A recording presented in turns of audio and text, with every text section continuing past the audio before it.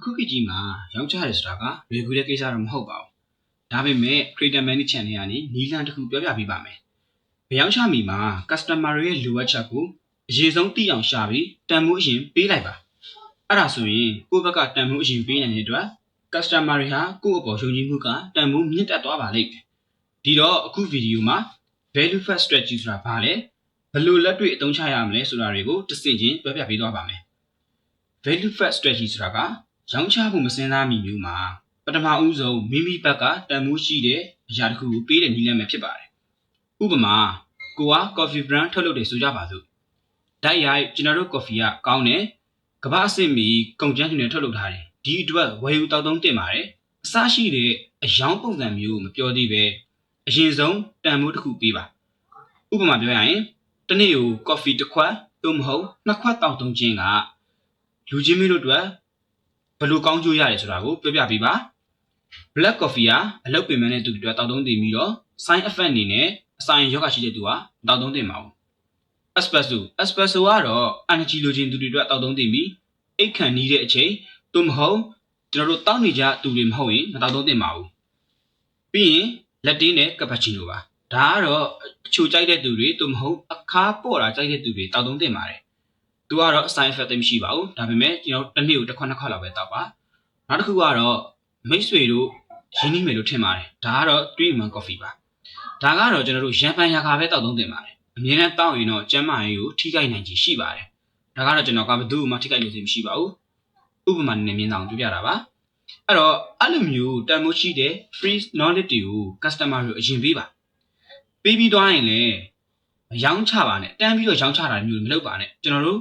ဒီ product နဲ့ call to action မျိုးပဲလုပ်ပါဒီနည်းလမ်းကိုမတုံ့တင်ပါတယ်ဒါကြောင့်လူတွေဟာအရင်ဆုံးတန်ဖိုးပေးတဲ့သူတွေကိုသဘောကျလာပြီးနောက်မှပဲဝယ်ဖို့ဆုံးဖြတ်ကြတာပါ how to apply ဒီစကားလုံးကို business ထဲမှာဘယ်လိုအသုံးပြုရမလဲဆိုတာကိုပြောပြပေးသွားပါမယ် Orient ရဲ့ပြဿနာကိုအရင်ဆုံးသိအောင်လုပ်ပါအဲ့ဒီပြဿနာအတွက်အသုံးဝင်မဲ့ knowledge တစ်ခုပေးပါကိုတန်ဖိုးပေးမှုနဲ့ပတ်သက်တဲ့ product ကိုနောက်မှပဲ softly machine ညင်သာစွာပေါ်ပြပြောဆိုပါဥပမာကိုက finish cost တူဆိုပါစို့မနက်ပိုင်း10မိနစ်ခန့်လောက်မှာလေ့ကျင့်ခန်းလုပ်ခြင်းဟာကျန်းမာရေးအတွက်ဘယ်လိုကောင်းကျိုးရှိတယ်ဆိုတဲ့နည်းလမ်းတွေကိုပြောပြပါပြောပြပြီးနောက်မှပဲကိုယ့်ရဲ့ online fitness program အကြောင်းကိုထင်သာမြင်သာအောင်ပြောဆိုပေးပါဤအရာကို guest first and later နည်းလို့ပဲခေါ်ပါတယ်ကိုကအရင်ပေးပြီးနောက်မှပဲပြန်ယူတဲ့သဘောပါပြီးရင်မှန်ကန်တဲ့ဥပမာတစ်ခုပြောပြပေးပါမယ်ဒါကတော့ YouTuber တဦးကဗီဒီယိုတွေတင်ပြီးတော့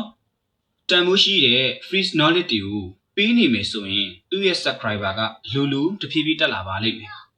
အဲ့တော့ coffee brand clothing brand skin care brand အစားရှိတဲ့အရာတွေအားလုံးဟာလည်းဗီဒီယိုတွေကြေညာတွေထဲမှာ education နဲ့ content တွေတင်ပြီးရေးပြီးမှပဲ brand ရဲ့တန်ဖိုးက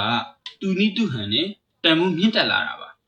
ဒီနီလန်းက choose plus value plus sale ကိုတစ်ချိန်ထဲမှာရရှိမှာပါ